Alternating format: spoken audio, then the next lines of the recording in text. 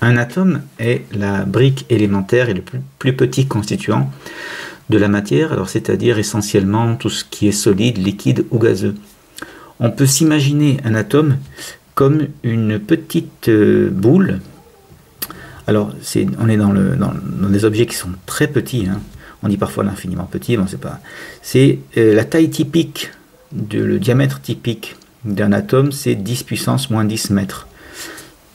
Donc c'est souvent un petit peu plus, mais l'ordre de grandeur c'est celui-là, 10 puissance moins 10 mètres. Alors un atome, ce n'est pas une boule pleine et sans structure, elle possède une structure, elle a en son centre tout petit, au centre, ce qu'on appelle le noyau. Et la taille du noyau, ici, est en gros 100 000 fois plus petite que la taille de l'atome. Donc c'est-à-dire qu'un noyau, sa taille, c'est 10 puissance moins 15 mètres. C'est un objet encore plus petit, donc. Et entre les deux, mais il n'y a rien, en fait. En fait, autour de l'anneau, je ne l'ai pas dit, ce qui fait tout ce qu'on trouve au bord de l'atome, ce sont les électrons. Il y a ce qu'on appelle le nuage électronique, qui se situe autour de l'atome et qui constitue le bord de l'atome, notamment. Le nuage électronique. Voilà. Donc un atome, qu'est-ce que c'est? C'est un nuage électronique avec en son centre un noyau qui est tout petit, qui est 100 000 fois plus petit. Entre les deux, il y a du vide. Alors si on regarde maintenant ce que l'on trouve dans le noyau, le nuage électronique, donc c'est un ou plusieurs électrons, hein, tout simplement.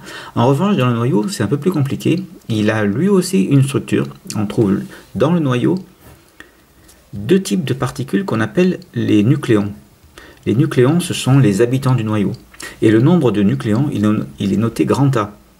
Et il y a deux types de nucléons dedans. Il y a ce qu'on appelle les protons et les neutrons. Alors, les protons, leur nombre, il est noté grand Z. Autrement dit, dans un noyau, les nucléons, il y en a au total grand A, et parmi ces grand A nucléons, il y a grand Z protons. Donc, des neutrons, il y en a A-Z. Alors, le nombre neutrons, ça fait penser à neutre, et effectivement, c'est lié à la neutralité électrique.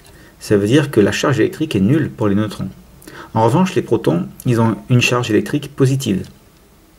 On note parfois plus E. C'est la charge électrique élémentaire. Donc les protons, eux, sont chargés positivement. Donc dans le noyau, il y a les nucléons, il y a les protons qui sont positifs, les neutrons qui sont neutres. Un noyau, c'est donc quelque chose qui est positif.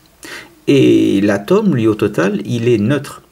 Il est neutre parce que les électrons, eux, portent une charge négative. On la note parfois moins E étant la charge élémentaire. Et il y a dans un atome autant d'électrons négatifs autour que de protons positifs dans le noyau, puisque l'atome, enfin tous les atomes sont neutres au niveau électrique. Alors si on prend il existe une notation. Si on prend pour un atome qu'on appelle X, ou un élément chimique X, on note donc le symbole de l'élément, on va voir les exemples après, avec grand A noté en haut et grand Z en bas, comme ceci. X à Z, c'est le symbole d'un noyau, puisque ça nous dit ce que contient un noyau. A, c'est le nombre total de nucléons dans le noyau, et parmi eux, il y a Z protons, et donc la différence, A-Z, ce sont les neutrons. Alors si on prend un exemple, le noyau de carbone 14 s'écrit comme ceci. Alors qu'est-ce qu'on trouve dans ce noyau de carbone 14? Eh bien, si on reprend ce qu'on a dit, il y a Z égale 6 protons, et A-Z, 14-6 égale 8 neutrons. Voilà tout ce qu'on trouve dans le noyau du carbone 14. Si on regarde maintenant l'atome de carbone 14, en plus de tout ceci, qu'est-ce qu'il a l'atome? Autour du noyau, il a des électrons. Et combien en a-t-il? Il en a autant que de protons, Z. Donc il a aussi 6 électrons. D'accord? Ça c'est le noyau. Et au total, on a l'atome.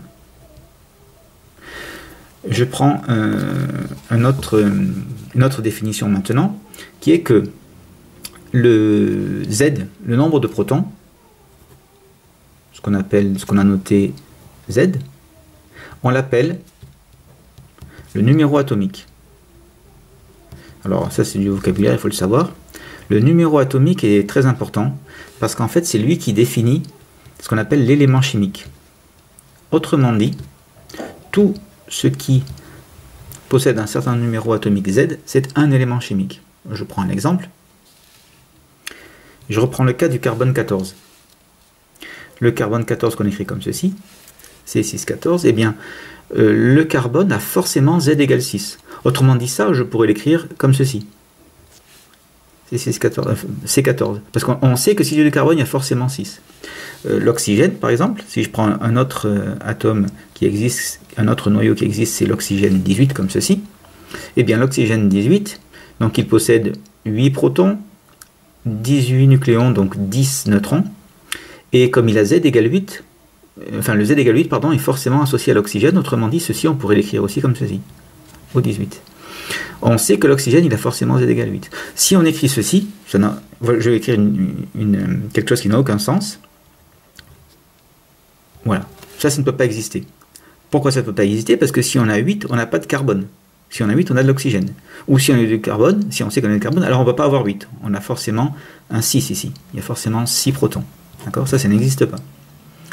En revanche, ce qu'on peut avoir, c'est la chose suivante. Si on prend le carbone 14, il existe aussi du carbone 13 ou du carbone 12. C'est d'ailleurs le plus courant. Quelle est la différence entre les trois? Eh bien, tous possèdent le même nombre de protons, ils ont le même Z, mais on voit qu'ils ont un nombre total de nucléons différent.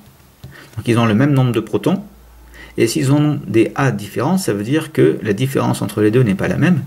Autrement dit, c'est le nombre de neutrons qui change. Ils ont tous le même nombre de protons, mais des nombres de nucléons, et donc de neutrons ici différents. Ce phénomène donc, existe souvent dans la nature, c'est très courant. Tous les atomes possèdent ce qu'on appelle des isotopes. Ce sont ça, c'est le phénomène d'isotopie, et ce sont ça les isotopes du carbone, les plus courants. Pour l'oxygène, on a aussi l'oxygène 18 qui est assez rare. En revanche, celui qui est le plus courant, c'est l'oxygène 16. Et on peut aussi écrire l'isotope 17 de l'oxygène. Donc ceux-là possèdent tous 8 protons, forcément puisque c'est de l'oxygène, et des nombres de neutrons différents, et donc des nombres de nucléons différents. Je reviens sur les dimensions et les tailles typiques au niveau de l'atome. Alors on a dit que l'atome avait une taille typique de 10 puissance moins 10 mètres, et qu'il était constitué en son centre d'un noyau qui était 100 000 fois plus petit, de l'ordre de 10 puissance moins 15 mètres. Alors il faut savoir que le nuage électronique qui est autour, qui constitue tout le bord de l'atome, le nuage électronique est constitué d'électrons dont la masse d'un électron est voisine de 9,1 fois 10 puissance moins 31 kg. Naturellement, on est dans du très très petit, très léger. Au niveau du noyau, donc on a vu que les nucléons, les constituants du noyau, sont les constituants du noyau, et bien les masses des nucléons sont la masse des protons et la masse des neutrons est environ la même, c'est environ 1,7 fois 10 puissance moins 27 kg. Alors on constate qu'il y a un grand rapport entre les deux. En gros, un nucléon, on peut retenir que c'est environ 2000 fois la masse d'un nucléon, c'est environ 2000 fois la masse d'un électron. Et autrement dit, le noyau est tout petit au centre, il est 100 000 fois plus petit que l'atome, avec la présence d'électrons tout autour, et pourtant c'est lui, ce tout petit édifice, qui porte l'essentiel de la masse de l'atome. La masse d'un atome, en gros, elle est concentrée dans le noyau. Les électrons, c'est 1/1000 de la masse totale. Donc souvent, quand on fait des calculs, on approxime en négligeant la masse des électrons par rapport à celle du noyau.